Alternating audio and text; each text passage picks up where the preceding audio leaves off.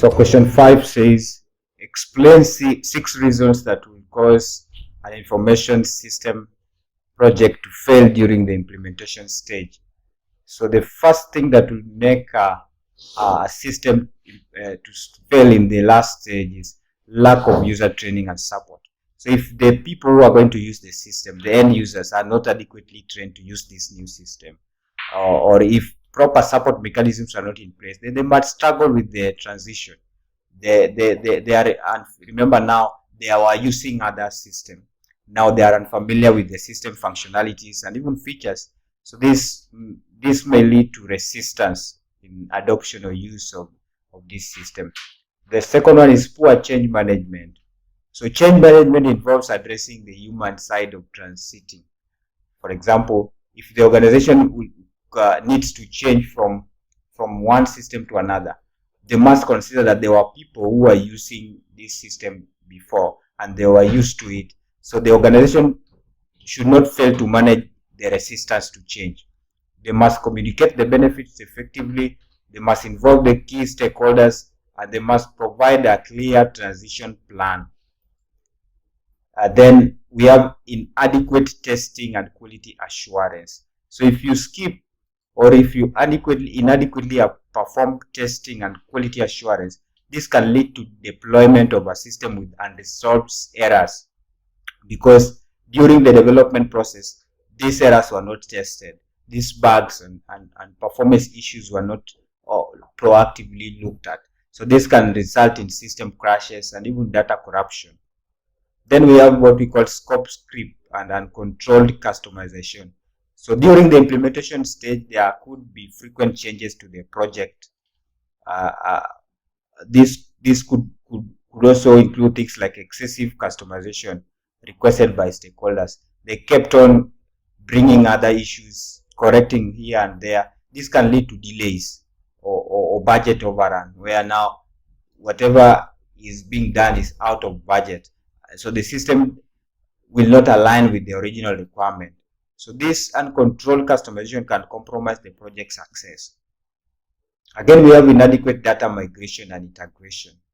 So if data from this other system that we are migrating from is not properly migrated or accurately integrated to the other new system that has been established, it can lead to data inconsistencies or loss of crucial information and disruption in business processes. So inadequate data migration and integration should be avoided at all costs. Also, we have insufficient resource and planning. So if there is no proper resource allocation, for example, the budget was not adequate enough, there is no proper time, there are no skilled personnel, and even the infrastructure of the technology is not proper, this can hinder in the implementation process. So now the process can end up failing. And lastly, we can talk about resistance from stakeholders. So if the stakeholders, e.g. the users, management, and even the external users, can sometimes derail the implementation. Why? Because they do not want to embrace it, because they do not support it fully, or they were not included fully to be part of the project, or so they show lack of commitment even to this project. And then part B of the question says, in each of the following, explain how a spreadsheet program is used. In number 1, we have accounting. So how is a spreadsheet program used in accounting? So in accounting, a spreadsheet program could be used in financial data entry. We know accountants use this spreadsheet. They input data, financial data. They can have financial data such as expenses, income, assets, liabilities into these rows and columns, which makes up a spreadsheet. So 1, we can use financial data entry or calculations. So spreadsheets programs have inbuilt functions. We talked about functions and formulas. This one can allow accountants to perform even much more complex calculations automatically. So they use it in calculations. And the second one was asking about forecasting. So forecasting is where it involves analyzing what the outcome or an event based on previous experience or based on previous data. So in forecasting, historical data analysis is used in spreadsheet. Forecasting, as we have seen, involves analyzing historical data to identify a pattern or a trend. So spreadsheet program can be used to organize and analyze this data to allow the user come up with a trend that can be used to predict a particular pattern. So that one helps so much in what we call forecasting.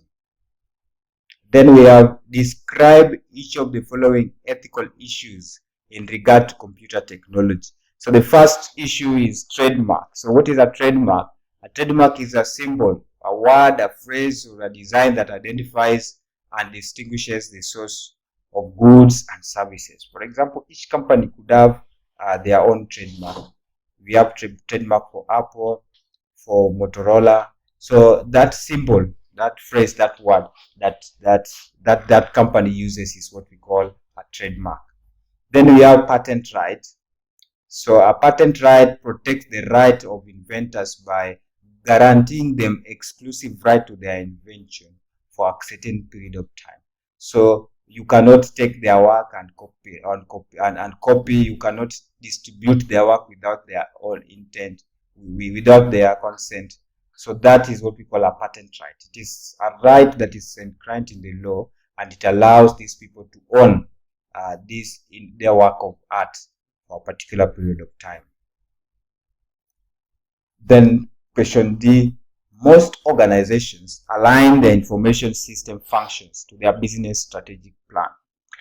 Explain 3 benefits of this alignment. Explain the benefit that the organizations might have when they align their business, their information system functions to their business strategic plan. The first one is enhanced decision making. So when the information system functions are closely aligned with the business strategic plan, the data and insights provided by this system become directly relevant to the goals and maybe the priorities of this organization.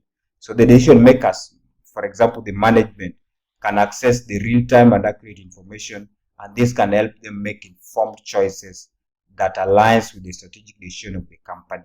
So enhanced decision making is as a result of aligned information system with business strategic plans.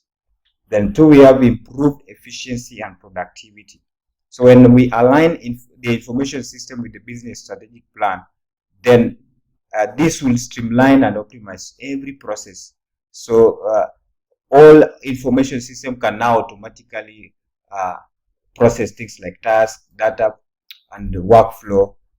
This will reduce manual efforts and even risk of error by aligning this system with strategic goals. So we'll have improved efficiency and even productivity. Then we have strategic resource allocation. So when the information systems are aligned to this business strategic plan, now our organizations can allocate resources more strategically, because they can now prioritize projects, or they can prioritize investment and initiatives that directly support the organization's long-term objectives.